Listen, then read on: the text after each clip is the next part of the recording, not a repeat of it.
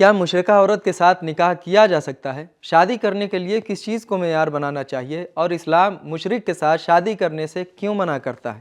آئیے جانتے ہیں سوالوں کے جوابات کے بارے میں ہمارے آج کے اس ایپیسوڈ میں۔ بسم اللہ الرحمن الرحیم۔ محترم ناظرین، سلام علیکم۔ سبیل قرآن کے اس تفسیری پروگرام میں ایک بار پھر آپ کا استقبال کرتے ہیں۔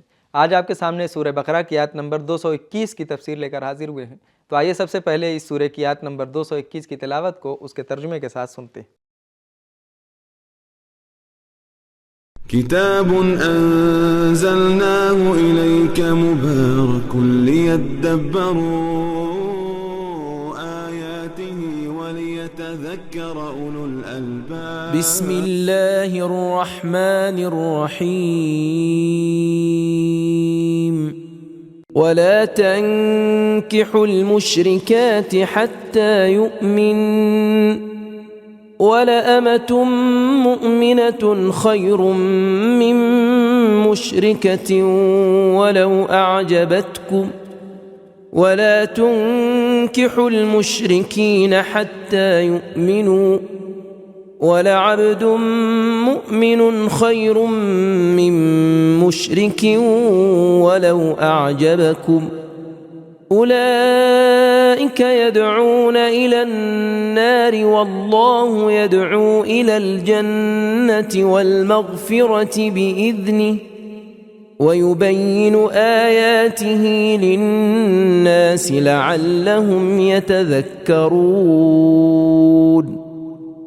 جب تک مشرکہ عورتیں ایمان نہ لے آئیں ان سے نکاح نہ کرو، اور ایماندار لونڈی ایک آزاد مشرکہ عورت سے بہتر ہے، اگرچہ اس کی خوبصورتی یا ثروت یا معاشرتی زندگی تمہیں اچھی لگے۔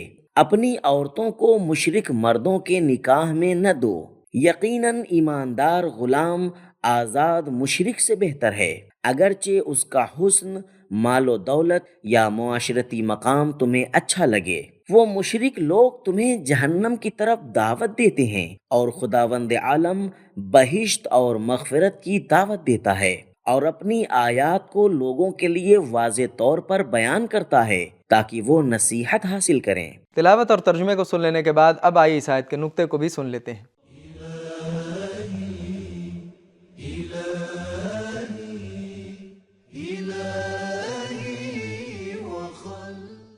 غیر مومن افراد کے ساتھ نکاح کرنا آنے والی نسلوں کے لیے منفی اور گمراہ کن اثرات کا سبب بنتا ہے، اور یہ بھی ہو سکتا ہے کہ وہ دشمن کے آلۂ کار بن جائیں۔ اگرچہ آیت غیر مسلمان کے ساتھ شادی کے بارے میں ہے، لیکن ہر اس قسم کی معاشرت جس سے انسان کا ایمان خطرے میں پڑ جائے ممنوع ہے۔ نقطے کو سن لینے کے بعد اب آئیے اس آیت میں موجودہ پیغامات کو بھی غور سے سن لیتے ہیں۔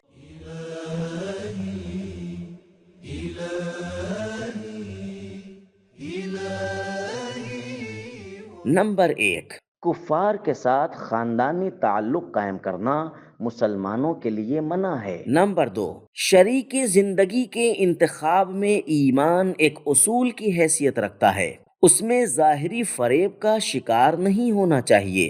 مشرکین کے ساتھ شادی ممنوع ہے۔ نمبر 3، شادی کے سلسلے میں خوبصورتی، دولت اور ظاہری منصب کے فریب میں نہ آئیں۔ نمبر 4، مقام و منزلت، مال و جمال ایمان کی جگہ نہیں لے سکتے۔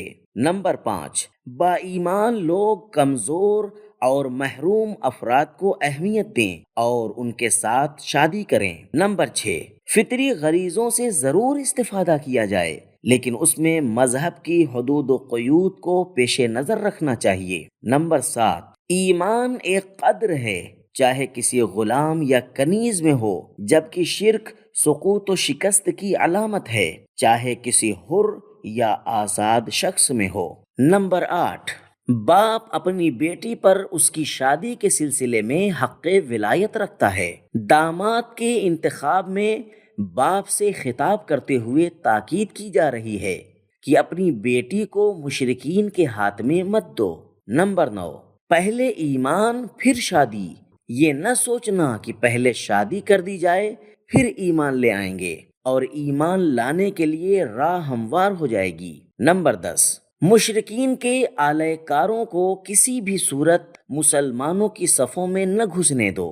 اور اس قسم کی شادی کے خطرناک نتائج کو لازماً مد نظر رکھو۔ نمبر 11، مشرک شریک حیات جہنم کی راہ ہموار کرتا ہے۔ نمبر 12، اللہ کے احکام پر عمل کرنا بہشت میں جانے کا راستہ ہے۔ نمبر 13، مغفرت الہی توفیق اور اذن کے ساتھ ہے، عیسائیوں کی طرح نہیں کہ جو بخشش کو اپنے بڑوں کے ہاتھ میں سمجھتے ہیں۔ نمبر 14، انسان حقیقتوں کو فطری طور پر حاصل کرتا ہے، جبکہ اس قسم کے احکام کا بیان صرف ایک یاد دہانی کے لیے ہوتا ہے۔ تو ناظرین کرام، ہم نے یہ جانا کہ مشرکہ عورت جب تک ایمان نہ لے آئے اس سے نکاح نہیں کرنا چاہیے۔ شادی کرنے کے لیے مال و دولت اور حسن و جمال کو معیار نہیں بنانا چاہیے، بلکہ ایمان کو معیار بنانا چاہیے۔ اسلام مشرک کے ساتھ شادی کرنے سے اس لیے منع کرتا ہے کیونکہ یہ مشرک شریک حیات جہنم کی راہ ہموار کرتا ہے۔